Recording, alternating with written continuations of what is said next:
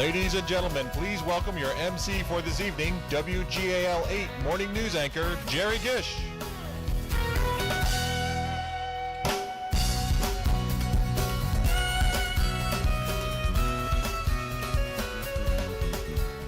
Good evening. Hopefully everybody's in a good mood tonight. We finally have some nice spring weather. How about that? I'm not a weather guy, so I won't take credit. The good news is when the weather's bad like it has been, I also don't get the blame, so I guess I can't take credit as well. Thank you so much, everybody, for coming out this evening. Even with the nice weather, hopefully your windows are down and your top was down on the way over here tonight. It is wonderful to see everybody out here again. This is my second year of hosting this event. It's always a wonderful event, and we've got lots of great things in store for you this evening, including a wonderful dinner, which we're going to get to in just a moment. But first, a couple of quick announcements. Of course, first of all, housekeeping items. Complimentary wine and beer available throughout the evening. Also a cash bar and wine bottles available as well for purchase if you want those. And we need to make sure that we recognize all of the sponsors here this evening. There's quite a few people that make this possible, and we're going to recognize a couple of those before we get to dinner. And we're going to start with the sponsors. If you could hold your applause until we get to the end of the list. The good news is we have a very long list of sponsors this evening making all this possible tonight. First of all, our presenting sponsor, Conrad Siegel Actuaries. Our media sponsor, Media One PA. Our gold sponsor, Online Publishers Incorporated, businesswoman B Magazine. Silver sponsors, the Gladfelder Agency Incorporated, a division of Gladfelder Insurance Group. IO Creative Group. Reinzel Kunz Lesher LLP. Stock and Leader Attorneys at Law. The Wolf Organization Incorporated. And WGAL TV, our silver sponsors. Our bronze sponsors, CS Davidson Incorporated, Capital Blue Cross, Community Courier, Engel Printing and Publishing Company, First Capital Federal Credit Union, Parente Beard LLC, Production Express Incorporated, SF and Company, CPAs and Business Advisors, Susquehanna Style Magazine, The Peak 98.5, and WGCB TV Family 49. Could we give a round of applause for all of our sponsors this evening?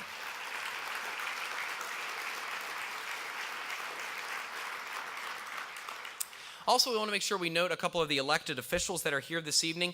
Could we ask them to stand? And again, once again, we'll hold the applause until the end. Congressman Scott Perry is here with us tonight. Representative Stan Saylor. He's got a fan, obviously. York County Commissioner Doug Hoke. Mayor Kim Bracey. And if we have any other elected officials that we have not named, if you would stand as well. And thank you so much for all of you for coming out tonight.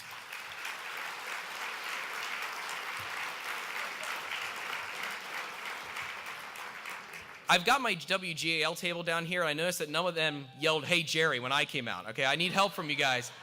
Pete Muntean in particular, I'm looking at you. If you could have helped me out, I'd appreciate it. By the way, I want to mention, I do need to mention this evening, WGAL, of course, has been covering York County for decades here, and it's extremely important to us. Ed Weinstock, for instance, I'm sure many of you are familiar with, has been covering the York County area and Adams County as well. We are literally now doubling our staffing as far as covering York County. This happened recently, and part of that is Pete Muntean. He's here tonight. He is a reporter that will be covering the York County area now. York County, so yeah, let's give Pete a round of applause. You'll see a lot more of him down here. We've always done a tremendous amount of York County coverage in WGAL, and now we will be doing even more as well. Finally, before we get to dinner, we need to make sure to recognize some more very important people. Could I have all the members of the annual dinner committee please stand at this time? We want to make sure we recognize you. These are the folks that work a long, long time. An event like this doesn't just happen. It takes a lot of work, and could those folks please stand at this time, and could we give them a round of applause?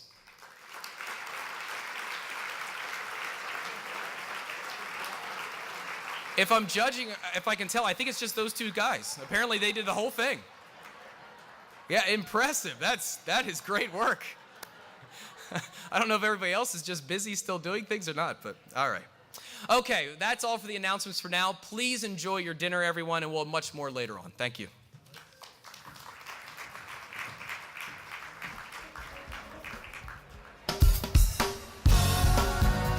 Ladies and gentlemen, once again, would you please welcome Jerry Gish.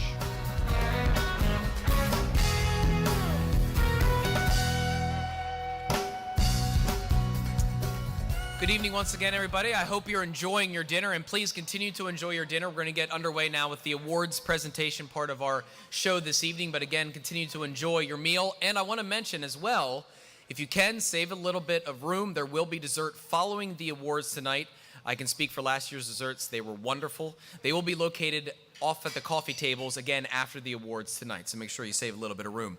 Also, speaking of dinner, I want to make sure we take a quick minute here to thank Alt House Catering and Events and their staff, not only preparing the dinner, but serving as well. Let's give them a big round of applause. It was wonderful.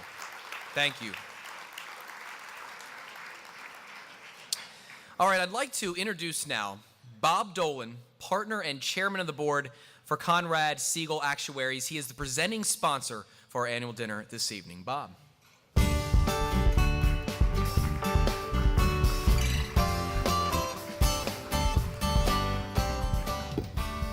Thanks, Jerry. Wow, what a great start to a wonderful evening.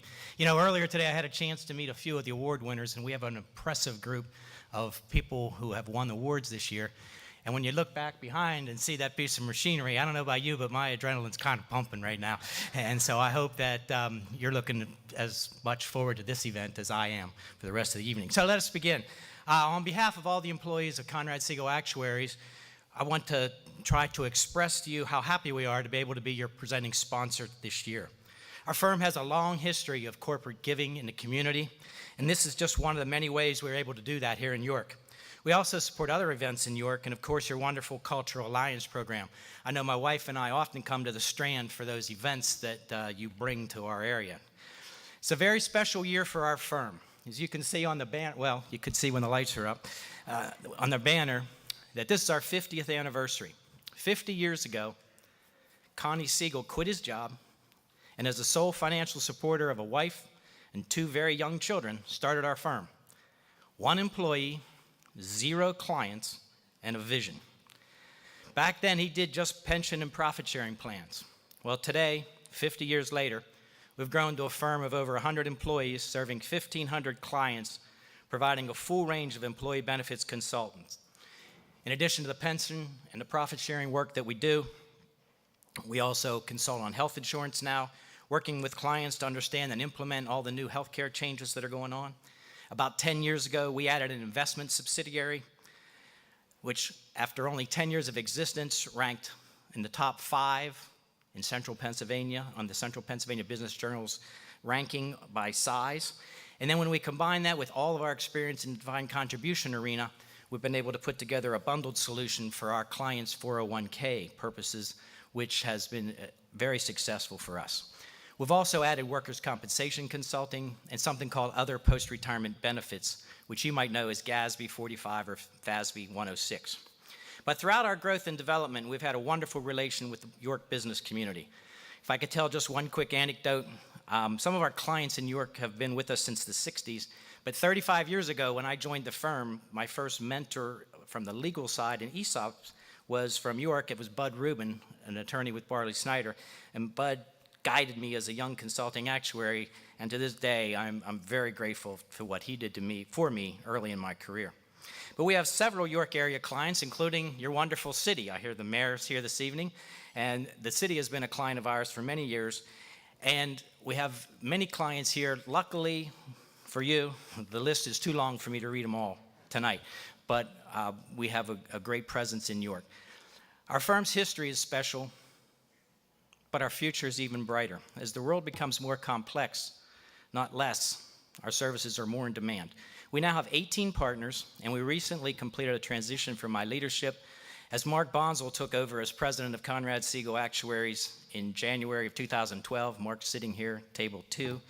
And Tara Meshach-Bainey took over as the president of Conrad Siegel Investment Advisors just last month.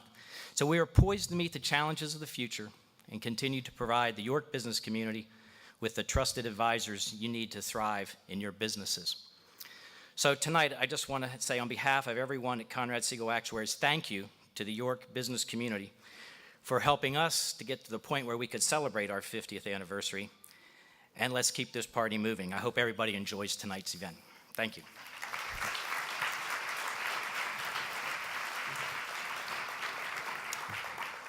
Bob, thank you very much. It is now my pleasure to introduce Lauren Crow, the the chair of York County Economic Alliance. Lauren.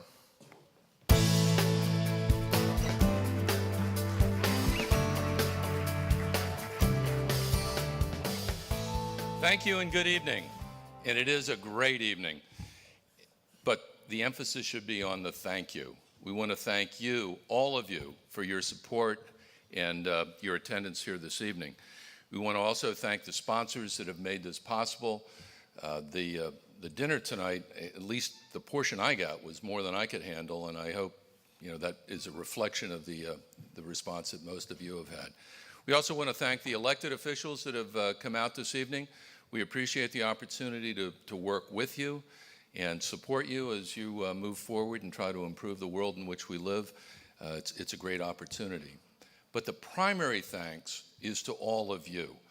Without your support and encouragement, the organization would not go forward. We've completed our first year.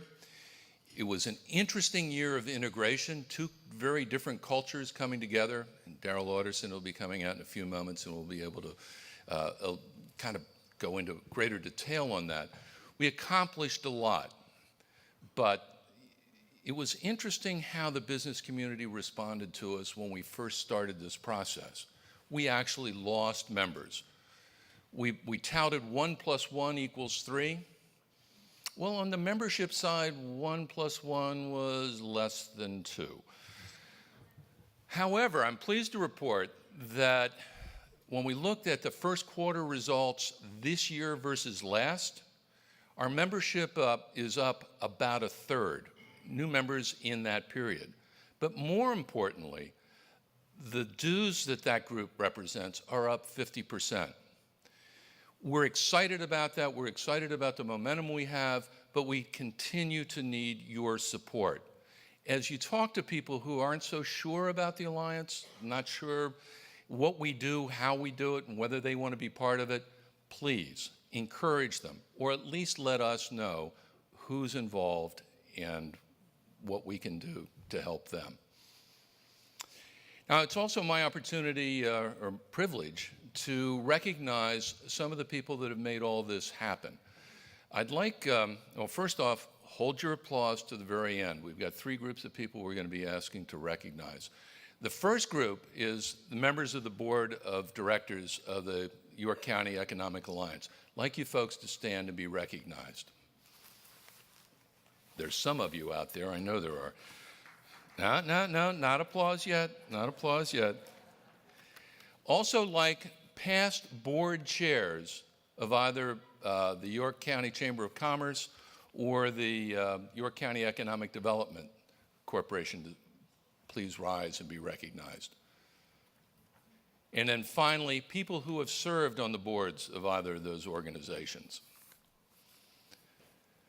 Ladies and gentlemen, please help me recognize the folks that have helped drive these organizations.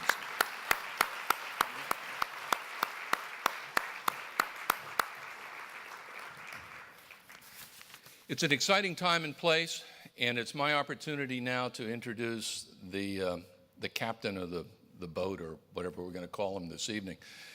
Darrell Lauderson is the president and CEO of the York County Economic Alliance. And Darrell, if you'd come on out and tell folks what we've been able to do.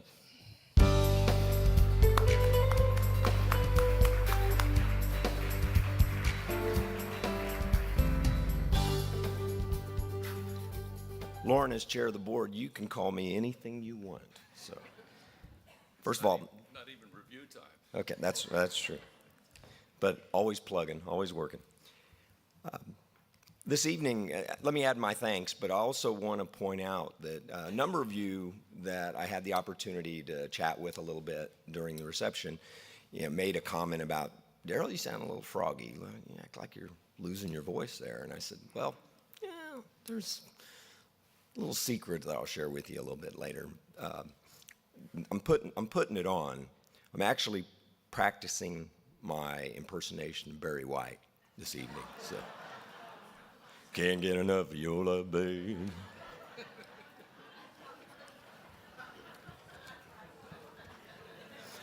Actually, the floor show comes later. There is a cover charge. All proceeds do go to my favorite charity. Again, let me thank you, Lauren. I really want to thank you for the way you tolerate, might be the right word, tolerate? No, he accepts my quirks, and I really appreciate that. But also for being one of my truly great mentors. His steadfast support during this first year has just been phenomenal.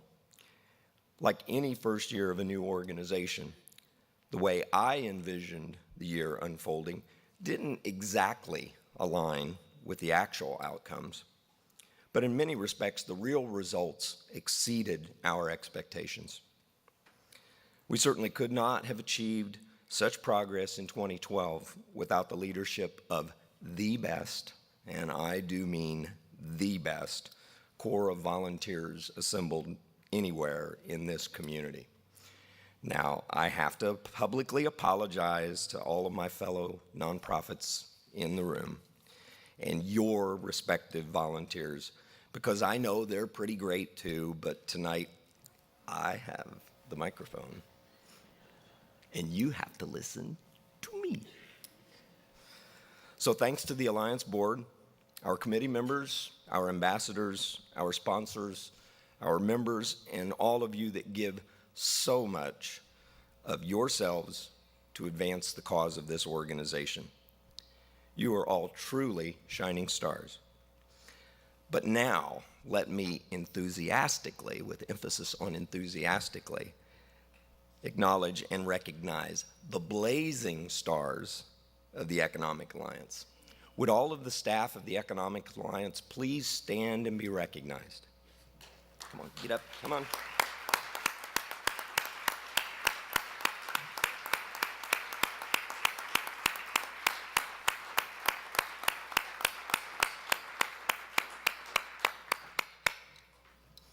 What a team. You know, we turned your world upside down and you said, bring it. That's the kind of philosophy I like. That's what I love to see in people that I work with. And it's truly an honor for me to lead such a first-rate team of professionals.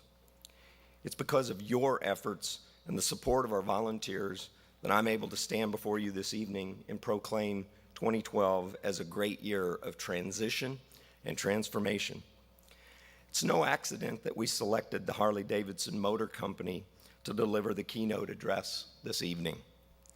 When I look at the transformation of the York vehicle operations, I see tremendous parallels to the transformational activities and the rejuvenation that's taking place within the Alliance. As we've integrated our organizational cultures, we've realigned personnel and systems to optimize efficiencies and maintain fiscal integrity in what has been a very challenging first year of operations. We transitioned through a strategic visioning process that balances our short-term needs for results with our long-term needs to advance our mission. I believe our clarity of purpose has never been more focused than at this moment. The commitment to our values is ingrained in our DNA, and our vision for the future of our community is bold and ambitious, but eminently achievable. As we glance back over the successes of 2012, we recognize familiar themes like collaboration. Taking center stage tonight, once again in the form of an alliance with the EDC Finance Corporation of Lancaster County to broaden financing options while avoiding duplication of effort. And I'd like to take a quick moment to commend and thank David Nikoloff and John B. Miller with the EDC for their initiative and vision in recognizing this opportunity for a regional collaboration. So if, I think I saw David and John right in here somewhere. Are you guys still here? David, John, where are you at? At the bar. Oh, are they at the bar? Tari, hi Tari. Tari Mitchell is here. So I want to thank you folks for your partnership with the promotion and the advancement of the SBA 504 financing program. It was a great opportunity for us to come together in a collaboration and for us to combine our expertise with their expertise. So thank you for being here tonight. We appreciate you being a part of our family. We also want to applaud and support the community leadership of our sister agency, the York County Industrial Development Authority, as they tackle challenges like creating an arts center in the heart of York, helping a valued industrial partner transform an antiquated manufacturing site into an opportunity for rebirth. We lead economic growth by seeking out creative solutions with other partner agencies like the Redevelopment Authority of the County of York and local and state public officials to retain vital businesses and make sure that we have a bright future, that they have a bright future in York County. We cultivate and nurture new business in the York Kitchen and our Keystone Innovation Zone. We connect with businesses, community partners, and public officials to launch urban revitalization and coordinated economic development initiatives like those taking shape in the greater Hanover region. Through our Office of Workforce Development, an affiliate, the York County Alliance for Learning, we're working to develop and retain the future workforce. We're branding our community as America's industrial art and design capital to attract a creative talent pool to help sustain economic growth and prosperity. And next month, we will host our first ever International Business and Workforce Expo in partnership with World Trade Center Harrisburg to connect businesses with our future workforce and the world. We're honored that Governor Corbett will be joining us to kick off the festivities, and we encourage all of you to join us as well. There's still, I have to put a plug in here, there's still some exhibits left, so if you're interested in possibly being an exhibitor at the expo, I would encourage you to contact Mary Walker from our staff and get a space reserved. But more importantly, we want to make sure that the attendance for this first time ever event is really successful. So we really need to have all of you there. So if you'll please come out, that's the activity that's going to take place on May 7th and 8th. So we look forward to having you there. We're also strengthening our voice. Yeah, strengthening our voice. I'm getting there, trying to work through this. We're strengthening our voice for business and community advocacy. We research critical issues, provide education, and survey our members to assess options for action that will provide value to our members. To lead, connect, and advocate is at the core of our mission and woven into the fabric of everything we do at the Alliance. In closing, I'd just like to reiterate what an honor it is to host all of you this evening and to congratulate in advance all of tonight's award winners. I'd also like to announce we are starting a new tradition tonight. Get ready for it, okay? It might also become a little bit of a fashion statement because my staff knows that I'm a little bit known for that. At Christmas this last year, I received an official York County Economic Alliance tie, okay? A lot of people tonight were asking me, that's a nice tie, Darryl. I like that color and so forth. And they kept wanting to see it. And I said, no, you have to wait. So anyway, the staff challenged me to wear this tie every year at our annual dinner. And I said, I'm one person that never backs down from a challenge. And I will tell you that Wilda Alessi's husband will attest to that. I never back down. And it just so happens that I have the surgery scars on my knee to prove that. Now, that's a little bit of a private joke, and sometime if you're interested, I'll be happy to tell you this story. And those of you who know me and know me well probably know that I'll gladly tell you the story whether you're interested or not. So if you want to know about it, I'll be glad to share that with you. So anyway, get ready, drum roll.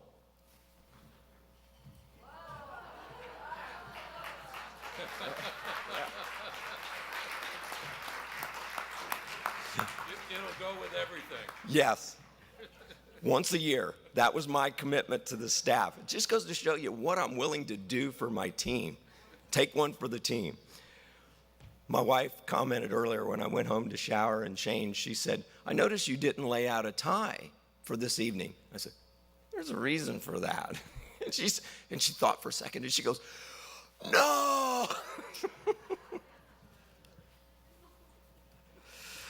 Well, we've gotten off to what I think is a great start with the organization and our commitment to continuous improvement. We know that our best days are lying ahead of us. Together, we'll continue to challenge ourselves to do more and to be more. Together, we will prosper. I want to thank you for sharing the very special evening here with us and being an important part of the Economic Alliance family.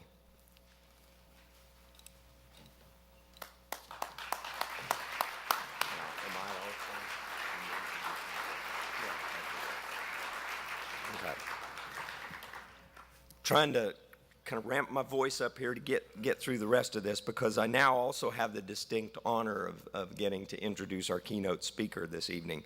But I want to explain a little bit before I bring him out here. I want to tell you why I'm one of Ed McGee's biggest fans. But I have to insert a little bit of a disclaimer here, because if Ed should happen to insert any colorful stories tonight, maybe with reference to an anonymous character, I swear it wasn't me. So Ed McGee serves as general manager of Harley-Davidson Motor Company's York Vehicle Operations, where he oversees the production of over 100,000 touring and softail motorcycles annually. Ed is also charged with the $100+ million physical and cultural transformation of the consolidated new factory York.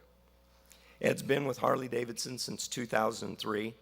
His previous role as GM Capital Drive Powertrain Operations, Ed oversaw the production of transmissions and engines for all Sportster and air-cooled Buell motorcycles. Prior to returning to manufacturing, Ed was the director of service strategy and technical communications. He led the development of service strategy for the quality, operational, excellence, and technical services division of Harley-Davidson. While in the service organization, Ed developed and launched Digital Technician 2, the next generation electrical system diagnostics tool, to 1,400 plus Harley-Davidson dealerships around the globe.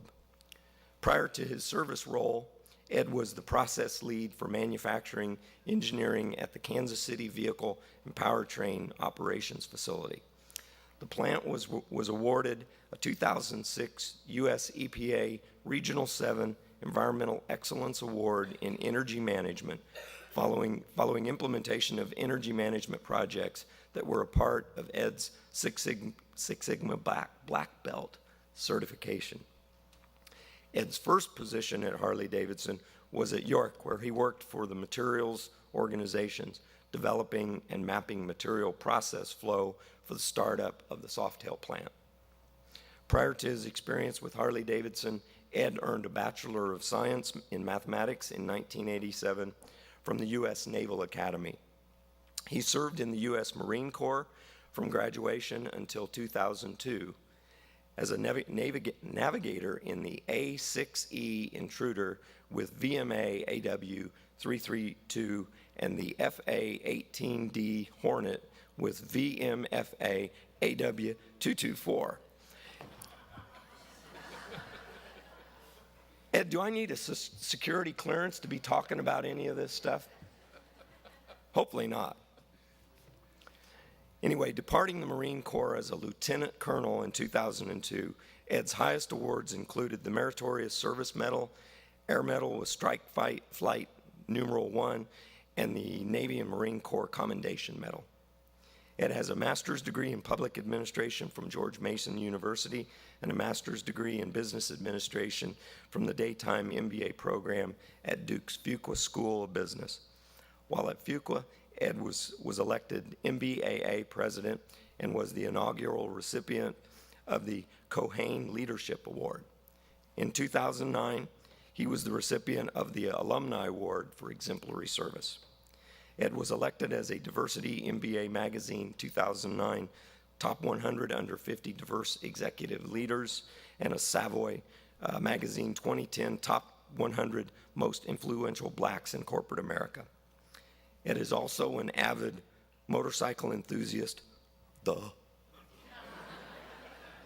and enjoys riding his 2013 Harley-Davidson Screaming Eagle. And he did promise me earlier that one of my gifts this evening for laboring through with my voice is I get to keep the motorcycle up here. So thanks, Ed. I really appreciate that. So, Ed is married to Jamel Thompson, the better half, I can assure you of that. Actually, Ed's pretty good too.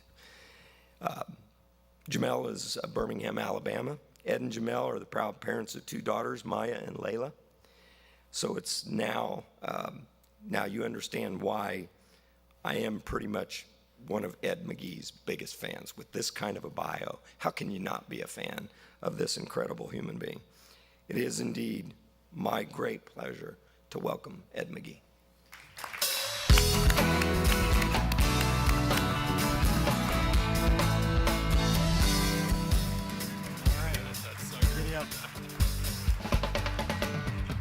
All right, so I guess I need to say thanks to Barry White for the longest introduction I've ever had for any speaking opportunity. But you know what? I'm feeling a little uncomfortable right now. Usually this suit only sees the light of day for weddings and funerals, and I mean, I'm feeling a little itchy right now. So if you don't mind, I need to fix that. Hold on one second here.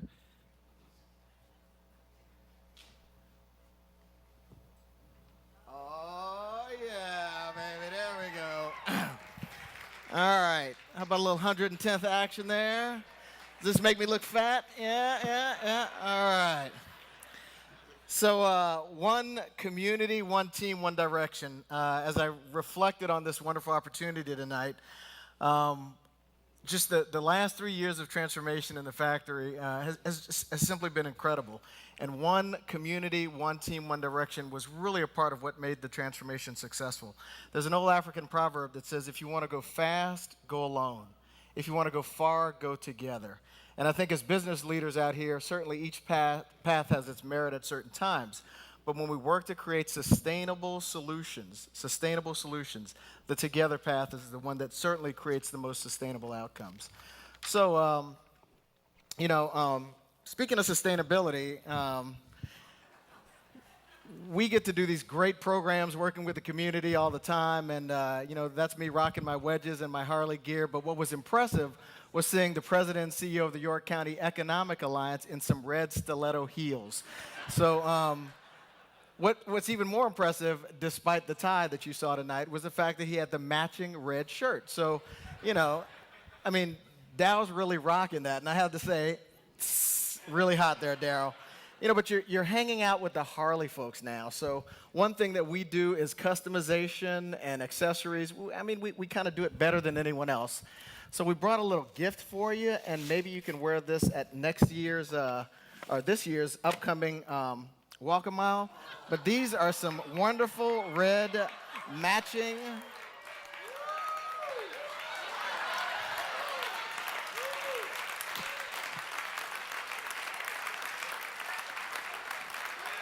Now, your staff might want you to wear a tie, but I want to see you wear these, baby, all right? All right, so, well, maybe later on the night. That's part of the show, right? Exactly. Awesome. So, what I wanted to do is everyone's had a wonderful dinner, and what I'm going to ask you to do in a second here is stand up and read our manufacturing vision. And I'm going to talk about it because it played a really, really important part in our overall transformation. So, if you don't mind, would everyone mind standing up? Let's see if we can get this in the right direction. There we go. All right, stand up. We're going to read it, and then we're going to talk about making a vision a reality, right? So let's go. Our pride in Harley-Davidson drives our competitive advantage. Our work strengthens the brand and builds our future. We fulfill customer expectations and make the world's most sought-after motorcycles. Our 100% commitment to the HD continuous improvement system produces sustainable world-class results. We communicate openly in real time and proactively solve problems together. Everyone's perspective is valued. Together, we create the future. All right, thanks. You can go ahead and sit down. All right, so I'll get into the story here, but imagine coming to York as a kind of a York newbie and reading that vision in front of about 2,000 employees of the factory at the start of a transformation. I won't repeat some of the feedback that I got because it's really not suitable for this room, but in reality, this vision was a big piece of the transformation. And as business leaders, you know and understand quite well that making the vision real for your employees is certainly one of the most important aspects. So we're going to talk a little bit later on about how we, in fact, made that happen. And we'll get started with a quick video here.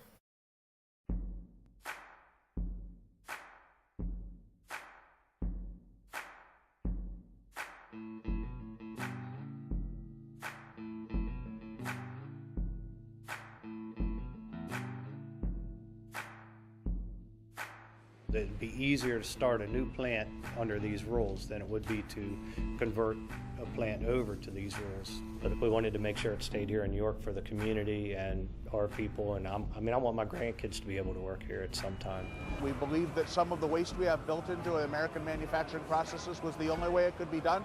You know, some of that stuff was left over from Henry Ford, and we're now learning that there are new ways. We're learning from people who are the best in the world at doing this now. This is all about the customer. How are you?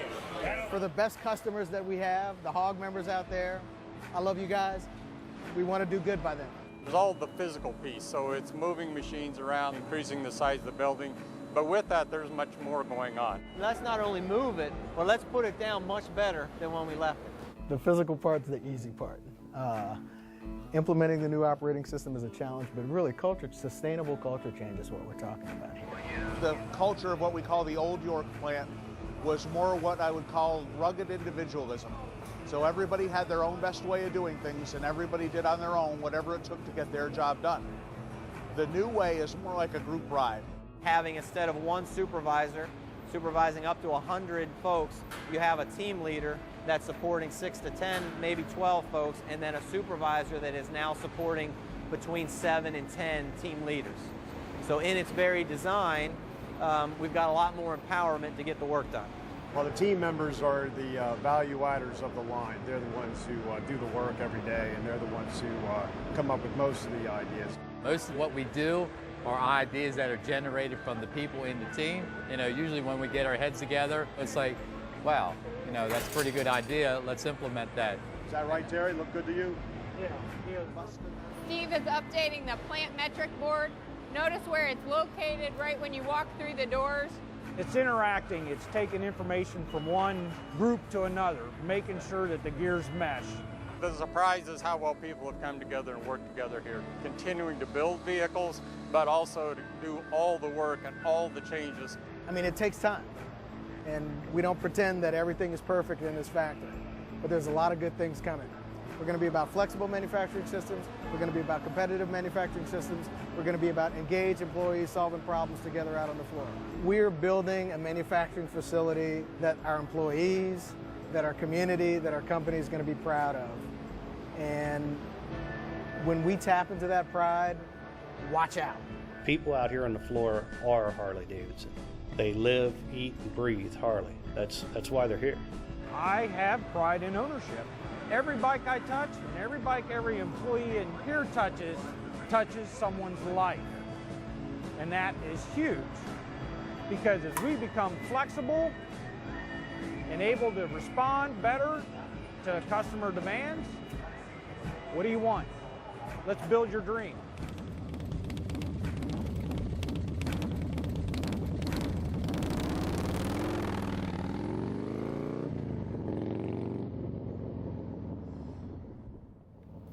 So what's neat and interesting about the video is they're in a single manufacturing process that you saw in that video that exists in the factory today. So we started shooting that video at the end of 2010, finished it up in 2011, and everything in the facility changed. Every manufacturing process changed. The way that we built the bikes changed. The way that leaders engaged out on the factory floor changed. So incredible amount of change, and that's part of the story today. So when you take a look at what we actually focused on in the past 3 years, this was a slide that went to the board of directors that really captures transformation by the numbers. So essentially what we were tasked to do was take the facility from 1.5 million square feet to 650,000 square feet. We're going from 41 buildings essentially to 1. We've got 2 buildings on the campus now. We cut the workforce in half. So we had almost 2,000 hourly employees, about 300 salaried employees. We ended up with right around 1,000 hourly employees and 150 salaried employees. We went from a very vertically integrated production system to focus on our core competencies. And that really plays into a topic that we'll talk about a little later on. So very similar to automotive factories, what you see is fabrication, painting, and vehicle assembly. So focus on what the customer is willing to pay for. The old labor agreement was very limited in terms of outsourcing, 62 job classifications. So if you can imagine, it was very, very complex to get any work done in the factory. The old contract was 136 pages. There were hundreds of side letters dating back to the 60s, and typically those letters didn't enable anything. They prevented you from doing things. The new contract is much simpler. Outsourcing is based upon competitiveness. If we aren't competitive, if we aren't a competitive American manufacturer, somebody's going to come in, eat our lunch, and we won't be able to survive. There are 5 job classifications, which really focuses on people flexibility, and the new contract is much, much simpler. I'd pull it out and show you, but there we go. 58 pages, much simpler, and again, focused on getting the work done, which is a critical enabler to our future. So when you take a look at the physical transformation in the factory, essentially the old Softail building is the building up top there. We added about 70,000 square feet to the north end, about 35,000 square feet to the east end. We added the entrance where we've got the tour center now, the employee entrance, and a fantastic workout facility and medical facilities. And everything else on the campus went away. All right? Everything else went away. So what was interesting, the factory and that campus had a lot of history here in York. Originally, the factory was built in 1935, York Lock and Key. The Department of the Navy actually bought it in 1941 ahead of World War II, and it was a naval ordnance facility for quite some time. In 1965, AMF bought the property and started manufacturing there. And in 1973, we produced the first Sportster in York.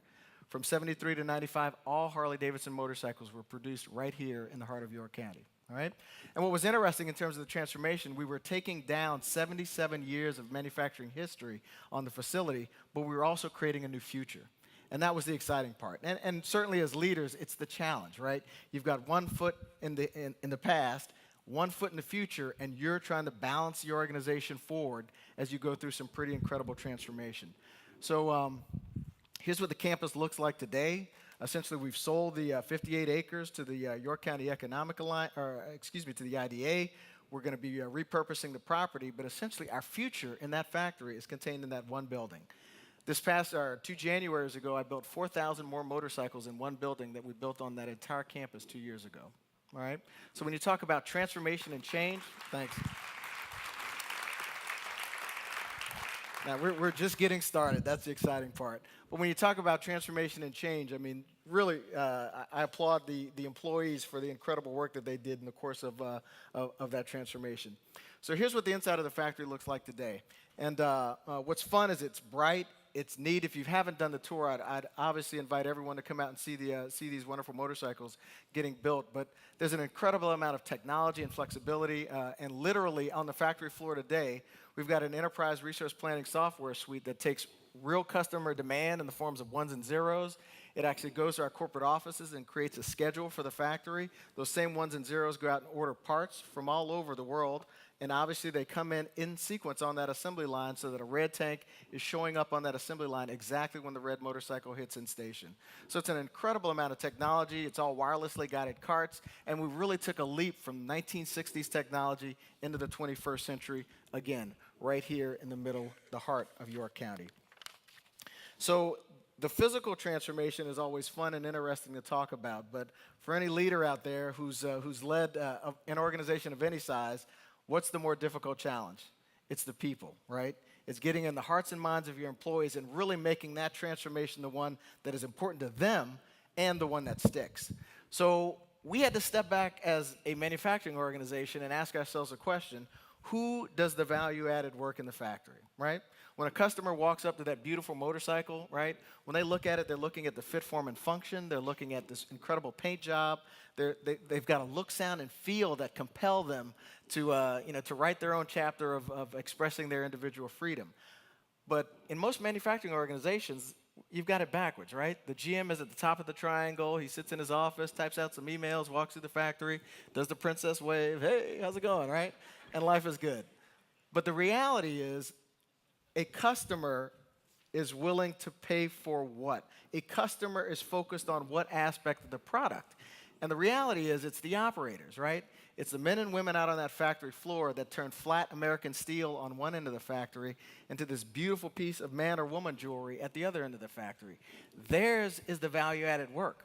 So our operating system, our leadership, every aspect of the factory has to focus on removing barriers from the folks who do the value-added work. And trust me, that was as much of a challenge for our leadership team to really grasp and get a hold of as it was for the folks in the factory to really understand what we were trying to accomplish. So we flipped the triangle upside down. You see the general manager. I introduce myself oftentimes as the bottom of the triangle.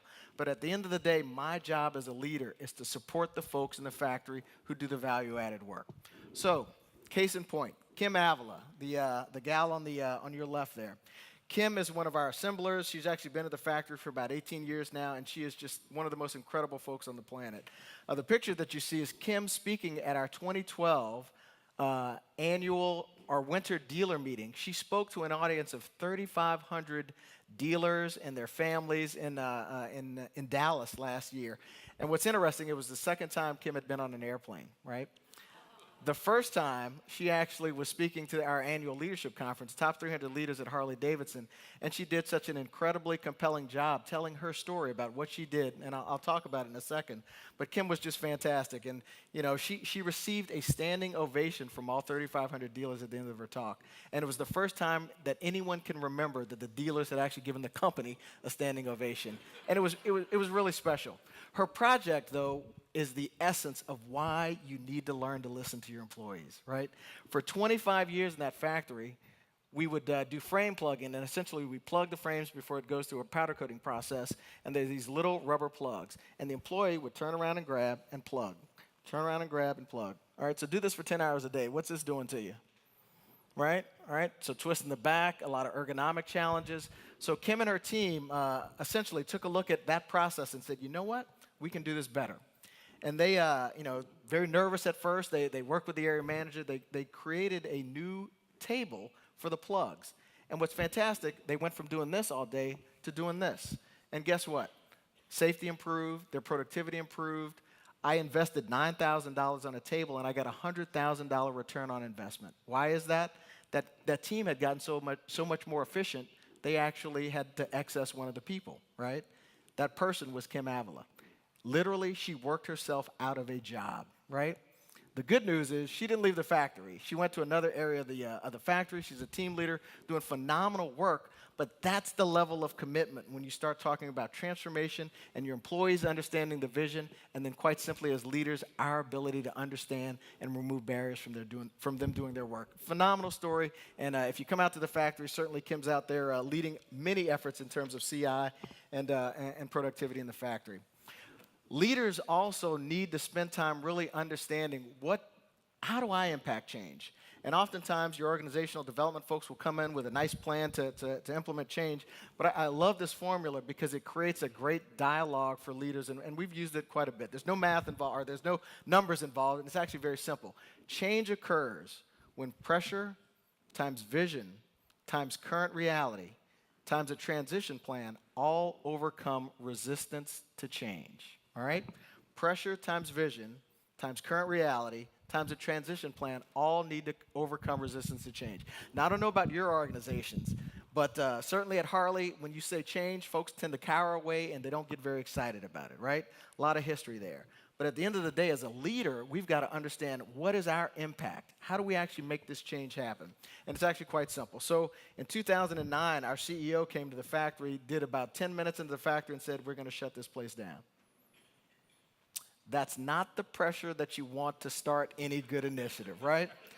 But the reality is, as leaders, there's two types of pressure. There's internal pressure that we actually create, and then there's external pressure. And if we don't do our job creating that internal pressure, guess what? The market is going to create the pressure, or your CEO is going to come in with some really, really bad news, right? So there's got to be pressure. At the end of the day, if you're not creating pressure, or as a leader, if you don't understand what the pressure is on your organization, zero pressure equals what? No change, right? So the next piece is really the GPS formula here. So it's that vision statement. Who's taking Myers-Briggs in here? Anyone? You're familiar with it? All right. Manufacturing organizations tend to be ST organizations. Sensing thinking. So they learn by touching, by doing, I mean, it's really a physical way of learning. So a vision is what? It's words on the wall, right? So how do you make a vision real for employees who are used to learning with their hands? You got to repeat it over and over and over again. You got to ask your employees to stand up and read it, and then read it backwards, and then make some, take some words out and make them read it and start learning. And an interesting thing happens after you do that for about a year. All right? The general manager walks out on the floor and says, "Mr. McGee, we aren't communicating openly and in real time." And I just start to smile. Because at that point, when your employees start challenging you on that vision, on the words that are usually on the wall, you know it's starting to take hold. And that's what's starting to happen. And today in the factory, if you ask anyone what the vision is, most folks can rattle it off by memory. The third component is current reality. Again, GPS, right? I type in the vision of where I want to go with the GPS, but what makes it a very effective tool? It knows where it is today, right? It knows where it is today. You've got to understand where your employees are today if you're going to take them on that journey to the future. And oftentimes, current reality is not in the GM's office. You got to get out on the factory floor. You got to get out in the field. You've got to understand with no judgment where they are today to take them on that journey. And finally, a transition plan, right? No, our hope is not a strategy. No plan, then you don't get any change. And oftentimes, we kind of skip that when we're running to the sound of fire. So anyway, the change equation was just a great leadership tool. It was a fantastic, and we still have this conversation with the leadership team today around what is the current pressure in the organization. Are we making the changes that create that sustainable future for the factory? The other big lesson is an interesting one. If you want to fix something, you focus on the problem, right? If you want to change something, you have to focus on the bright spots. Why is that important? If you fix it, how many times is it fixed for? Maybe once, right? If I fix a problem, it's fixed one time. If you want to really create a change, you're talking about behavior, right? You're talking about individual behavior for the folks in your organization. So how do you change behaviors, right?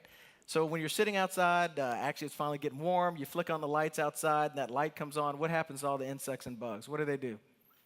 They start focusing on the bright spots, right? So at the end of the day, what changes and impacts human behavior is what we celebrate as leaders every day. So when you focus on the good behaviors, the thing that your employees are doing right every day, celebrate authentically, guess what happens? The rest of the organization starts to come along. So at the end of the day, it's not just about making problems go away, it's really focusing and celebrating the incredible work that goes on in everyone's respective organizations. So what are some bright spots for York Vehicle Operations? Last year, we built our 4 millionth motorcycle. So from 1973 to October of this past year, nothing has been more exciting than having that customer come in and meet those assemblers that made his incredible motorcycle in October of this past year.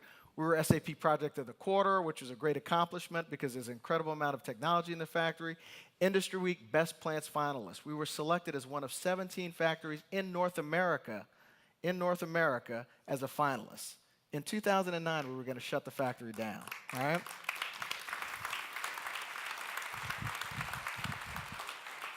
Here's the good part, though. We had 41,000 visitors come and visit the factory last year. 41,000. 12% of those visitors were international, right here in York County. Spending dollars, enjoying our wonderful restaurants and hotels. I mean, that's something that we are incredibly proud of. And what's wonderful is that level of support and visibility for the folks who are doing that fantastic work every day. It makes them very, very proud, too. Later on this month, we're going to go out and we were recipients of the 2013 Governor's Award for Environmental Excellence. And what's really exciting about that is, certainly the Navy left us a couple of gifts, right, from their little stint on the property, right? And our objective in the project was leave the property in better shape than we found it. And certainly the environmental and sustainability team have done just an incredible job, and we're getting recognized in a couple weeks here as a recipient for this award. But, the reality is it's not just about us. It's not just about our business or our company. It's about the community that we live and work in. And in the last 10 years, we've done some really cool things, and, over $2 million, obviously, in community grants. We've given away 10 motorcycles to the United Way. I see Bob up front here. And, this past year, we were able to give a 110th anniversary model to the winner of the United Way raffle. And it was so incredibly exciting to see that. But those types of, just the giving that we do in the community is one piece of it, because the reality is we get a whole lot back. when we take a look at some of the thank yous, I mean, and there were an incredible amount of community leaders who have just done a wonderful, I mean, seriously, a wonderful, wonderful job of connecting and really making the transformation real. So John Kraut from the YCIDA, obviously Darrell Otterson from the YCEA. From a government standpoint, Mayor Kim Bracey's out there, former Mayor John Brenner, Commissioner Holk, Springsbury Township Manager, Mr. Holman. All of them have been fantastic in terms of creating an environment and a partnership for businesses to thrive. And whenever I pick up the phone and call them, they have been phenomenal partners in the community and really creating an environment for us collectively to be successful. From an education standpoint, just the talent from York College and Penn State York, one of the lessons is you want to source talent locally. You really want to find those outstanding young leaders in the community and groom them and let them grow in your factories and be successful. And we found some fantastic talent locally. From a media standpoint, Fox 43 had a Save Our Plant rally. They actually rode out to Milwaukee and really showed the interest of the community for staying here in York County. And I can't tell you the impact that had. Very serious commitment in terms of our community. And then finally, all of the tours and all the public support has just been, it's been incredible. And I would encourage you all to come and visit your factory. This is your factory in the heart of York County, and there's a whole lot to be proud of, and certainly, you're a part of it. So what do we do, right? What do we do in that factory every day? We like to call it exporting freedom. It's the opportunity for our customers to exercise and really showcase their individual freedom on the pallet of this wonderful two-wheeled motorcycle. But freedom isn't a nationality. It's not a day of the week. It's really a bond that we share as a community and certainly with our customers. And my great gift is walking out on that factory floor every day and watching motorcycles produced right here in the heart of York County get exported all over the world. And it's something that I am incredibly, incredibly proud of. So after 3 years, countless hours of work, millions of dollars invested, and an immeasurable amount of community support, let me give you a sense of where we are today. There are people who believe America can't build things anymore, that our cities, workers, products, and technology can't cut it in the global economy.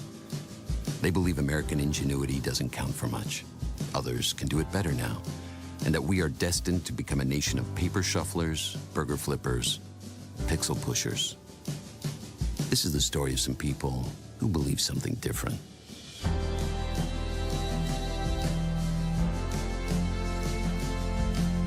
These are people who believe in the American craftsman because they are American craftsmen.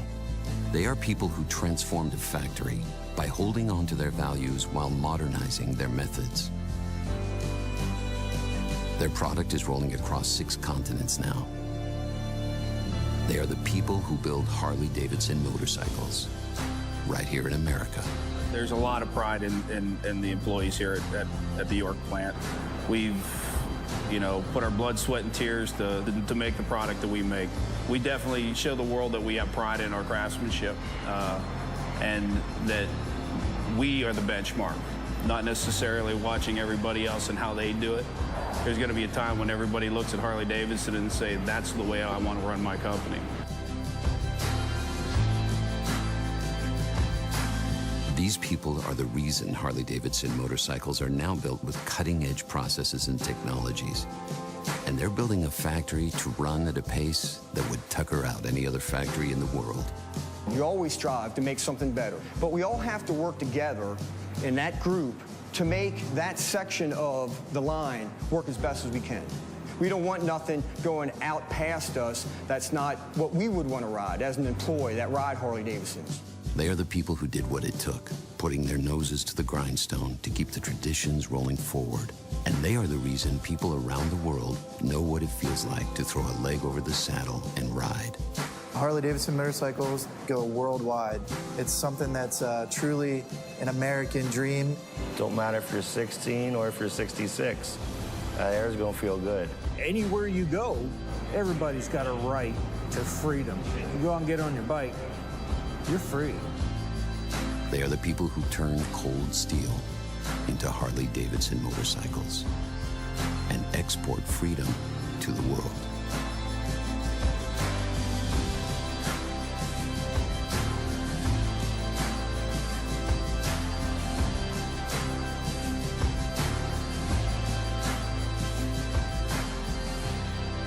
This is what America can do.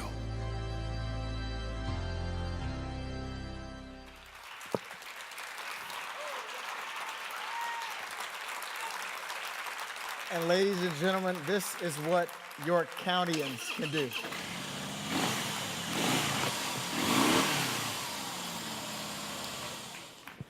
Thank you very much.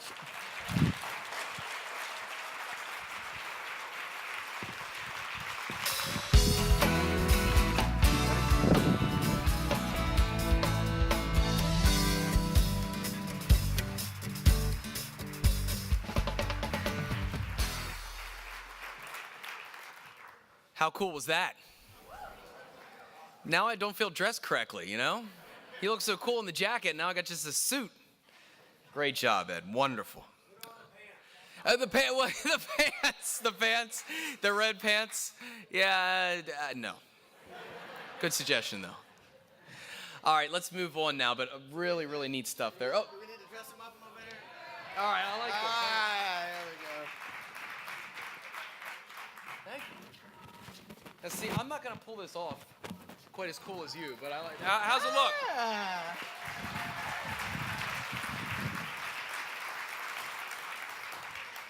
My kids would be like, Dad, you look like a dork.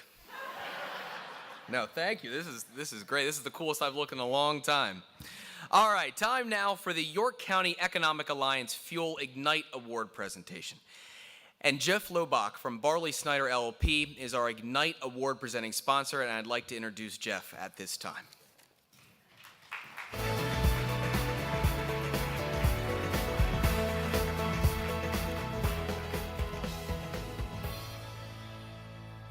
Thanks, Jerry. Don't we all get a turn with the jacket? Ed, talk about a tough act to follow.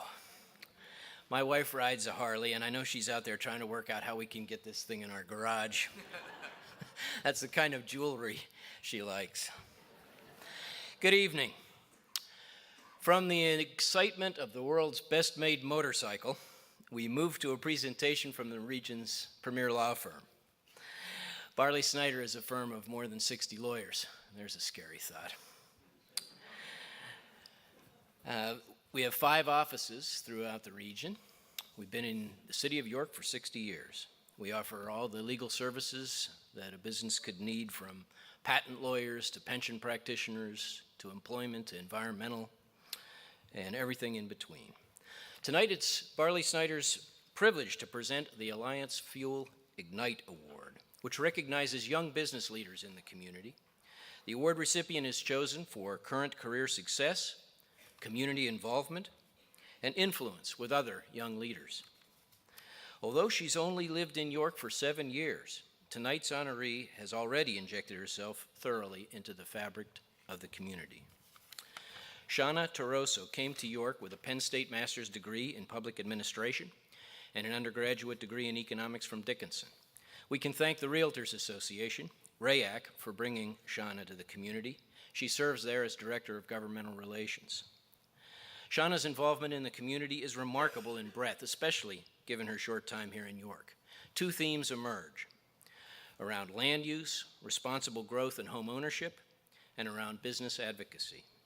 She serves on the Regional Smart Growth Coalition and co-chairs our chapter of the Urban Land Institute. She's a passionate advocate for home ownership and growth. Shauna has been extremely active in the Alliance, on the Business Advocacy Council, the Partnership for Economic Development, the Economics Club, and on Alliance Fuel. Her pervasive presence, tireless advocacy for the good of this region, and excellence in everything she attempts makes her the perfect recipient for this Alliance Fuel Ignite Award. And in 5 weeks, she'll be a mom. Shauna, please come forward and be recognized.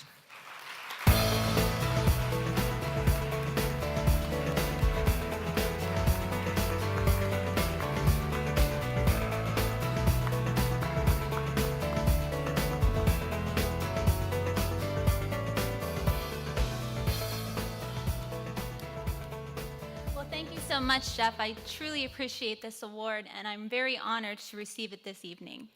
When I first moved to York 7 years ago, my first day on the job at the Realtors Association, my executive director, Steve Snell, told me that in order to have both professional and personal success, I needed to become involved. And one of the places he told me that I should become involved in was the York County Chamber of Commerce. And taking that wise man's advice, I started with the Pro-Business Council at the Chamber, and my participation took off from there. I cannot tell you how much that participation I have gained through my involvement with the Chamber of Commerce and now the Economic Alliance. Through the professional and personal relationships that I have created here, I have been able to do community-wide projects that have benefited, hopefully, many homeowners, the real estate community, and land use planning with my work at RAAC. And my family instilled in me the value of giving back to our community. And I'm so fortunate to have a husband who shares those same values with me. He is my biggest supporter, my best partner in community service projects. And I truly believe it's the responsibility for all of us to take ownership and shape the direction of the York County that we would like to see. That is why I became involved in Alliance Fuel. And I am so proud of the work and success that has happened thanks to the original visions of the original founders and Kim Walsh-Phillips, John Toy, Mike Black, and Liz Dellinger. If you have attended any of the fuel events that the Alliance has held, you can truly feel the energy that exists in the room. And the future and continued success of York County lies in our next generation of business leaders. In the past year, York County has lost two great business and community advocates in the passing of Art Gladfelter and Bill Simpson. I don't think anyone in this room today could imagine the York County that we have if it hadn't been for those gentlemen's passion and vision for community service. These are two very big shoes to fill, and we may never completely fill them, but I'm so proud of the work that the Economic Alliance has done in cultivating the next generation's Bill and Art. Now, my husband Joe and I, as you might be able to tell, are thrilled to be expecting baby Chiroso in the next 5 weeks. And with the expected arrival, we have been counting the many blessings in our lives. And one of the biggest blessings that we feel we have is that we live in this great community of York. So I would like to take a moment to thank the Economic Alliance and all of you here in this room tonight who have done so much good work in making York County a great place to live, work, play, and learn. I truly couldn't imagine a better place for our growing family to call home. So thank you so much.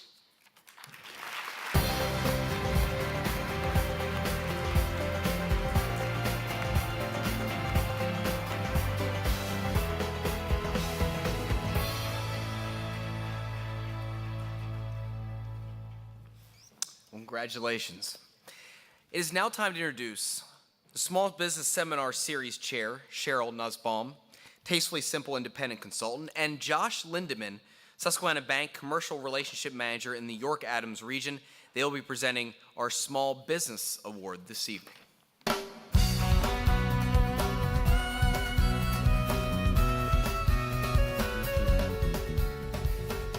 Good evening, everyone. My job is to tell you what the Small Business Seminar Series is about. It provides resources to educate small business owners through informative seminars covering issues that affect your business. This monthly series alternates between breakfast and lunch. Seminar presenters come from within the Economic Alliance membership and community and are experts in their field. There are several guidelines for the Small Business Award. The nominee must be a member of the York County Economic Alliance for at least 1 year. They must be locally owned and privately held, have no more than 100 full-time employees, and be in business under current management a minimum of 3 successive years. They must also show growth in employees, demonstrating an impact on the local employment market, and sales volume must go up, indicating a continued growth, with sales not to exceed $10 million. The nominee should demonstrate involvement through membership in professional business and/or trade associations. And lastly, the nominee should demonstrate its aid to the community through use of personal or financial resources, including examples of leadership and achievements in community affairs and staff community involvement. So there are the requirements, and I'm going to let Josh do the rest.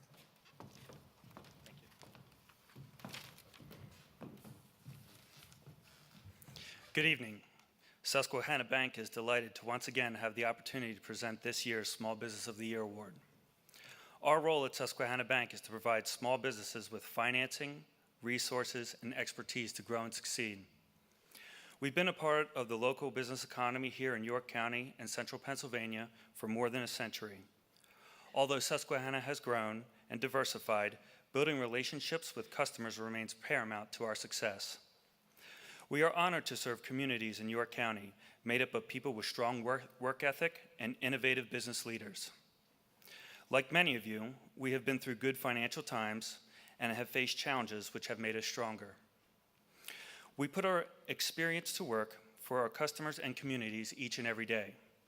But today, we're here to honor another local business that has a proven track record of success. I am privileged to present the award for Small Business of the Year to Site Design Concepts. Site Design Concepts provides civil engineering, site planning, and land surveying services. But what they pride themselves on is great service. Entering their 20th year of business in 2013, Brad Peters and Bill Davis have worked hard to establish themselves and the firm as a leading land development consultant company in the region. As many of you know, the last 5 years have been very difficult for contractors, architects, and engineers. The housing downturn, tight credit, and record low consumer confidence reduced design and construction dramatically in 2008. Like others, SDC had 2 very challenging years and included reduced revenues and staff cuts. Due to the relationship built prior to the downturn, SDC has rebounded more quickly and is back in the growth mode. In fact, 2012 was SDC's best year yet.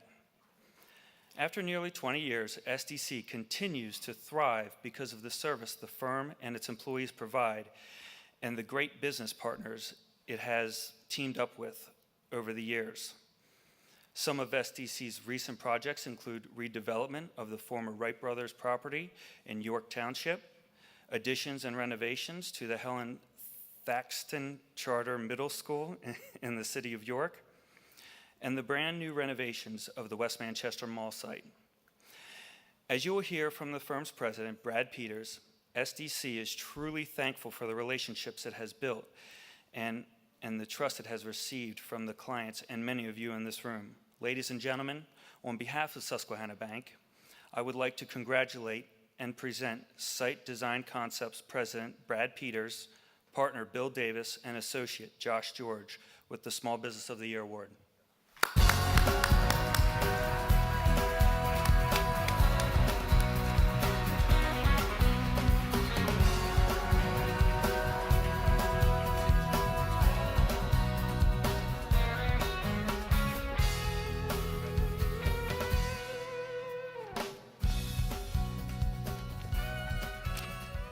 Good evening, and I'd like to thank Josh and Cheryl for that great introduction.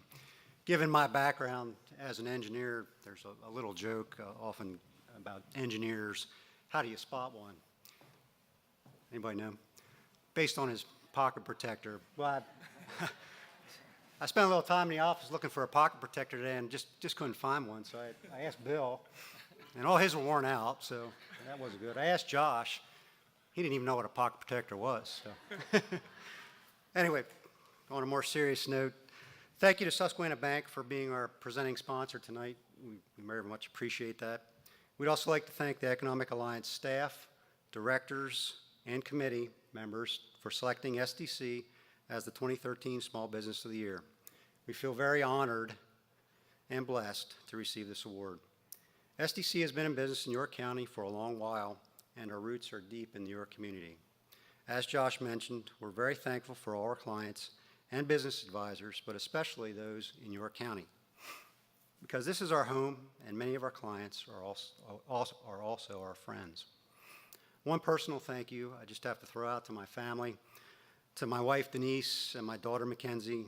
Thank you for putting up with me through the ups and downs of being in business. I sincerely appreciate your support. And one last thank you, and that one goes out to our dedicated staff. We have a group of awesome employees. Without them, we certainly wouldn't be here tonight accepting this award. Thank you again.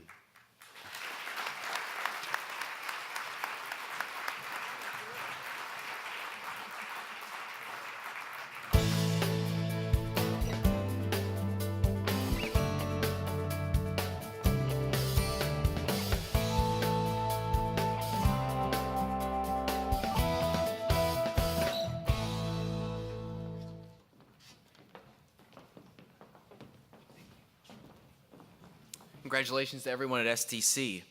All right, I'd like to introduce now to the podium Kim Walsh Phillips, the Athena Committee Chair.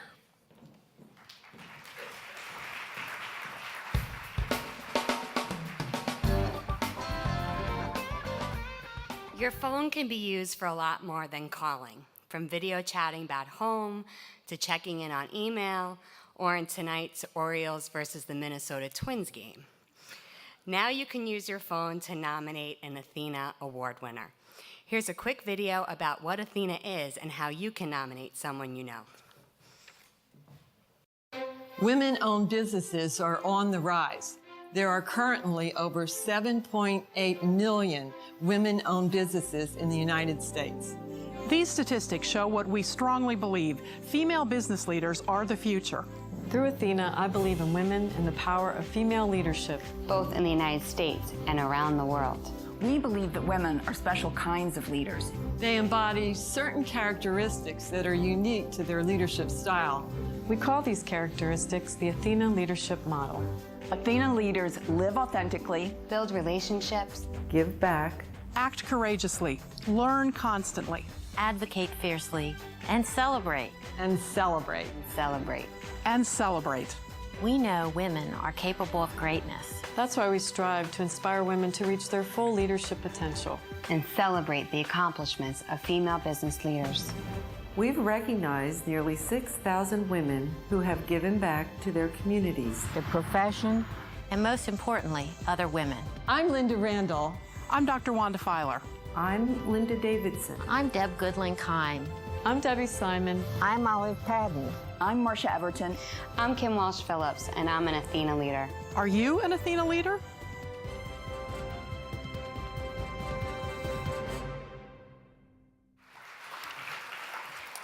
So to nominate an outstanding Athena Award winner, you can text the word Athena to 72727.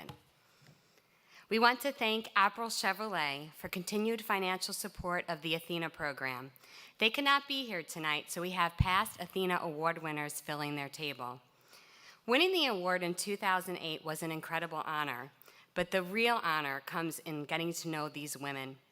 Would the past recipients of the Athena Award please rise and be recognized?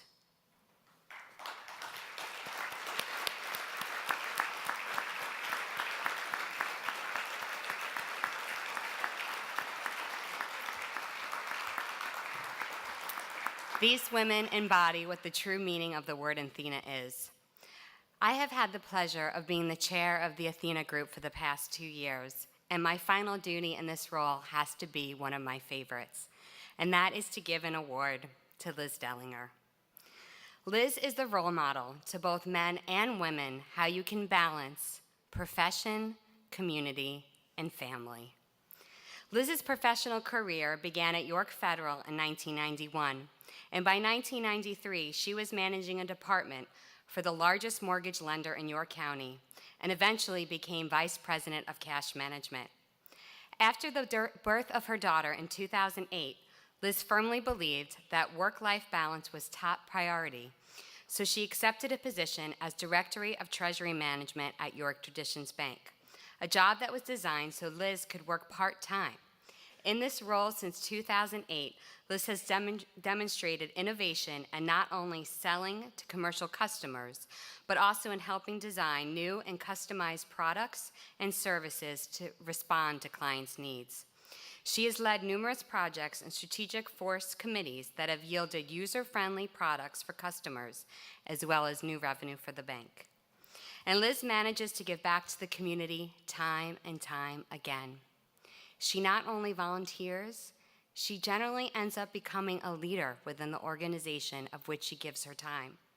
Her volunteer service has included United Way of York County, Penn Laurel Girl Scout Council, Penn State York, York County Chamber and the Economic Alliance, Lutheran Social Services and Lutheran Social Services Foundation Board, York JCs, Salvation Army, Leadership York, Main Street York, Planned Parenthood, WellSpan, YMCA, Cultural Alliance, Memorial Hospital, and MS Society. It is my honor and pleasure to present this year's award to Liz Dellinger.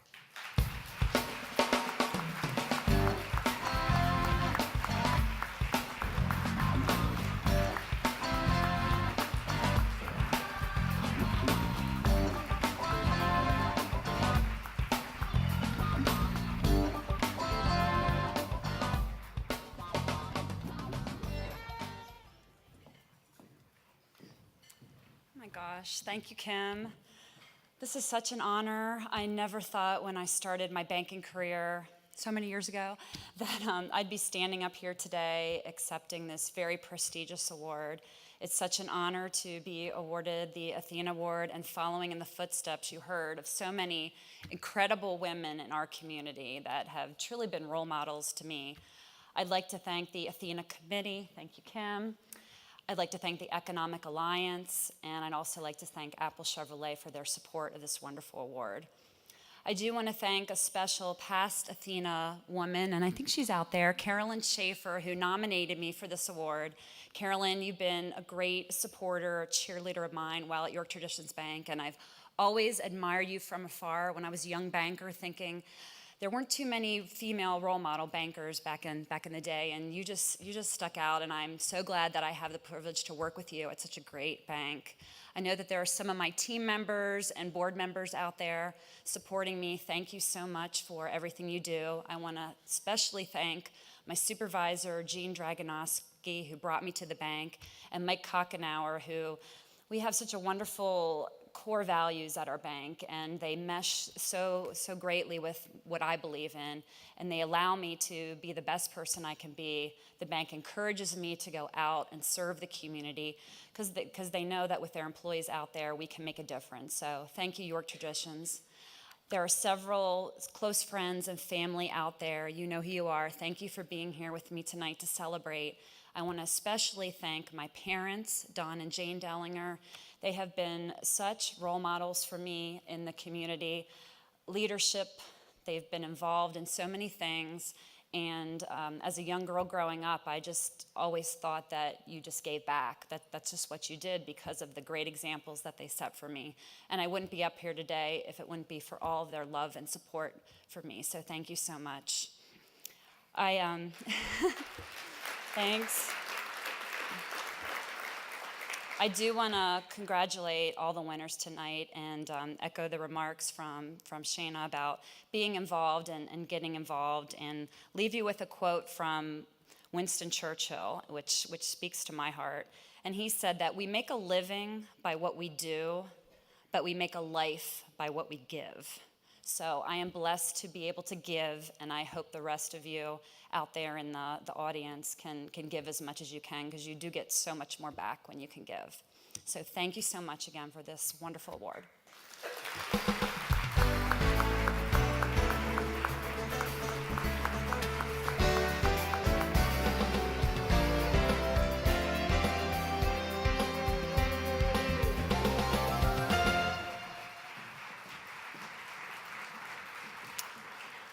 Well, congratulations to Liz, and congratulations to all of our award winners this evening. That does it for our program tonight. Once again, thank you so much, everyone, for coming out this evening and supporting everyone up here tonight. And also, of course, dessert and coffee available, also a cash bar until 9:30 tonight. So please stick around, network a little bit, have some fun, and thank you for coming out this evening. Good night.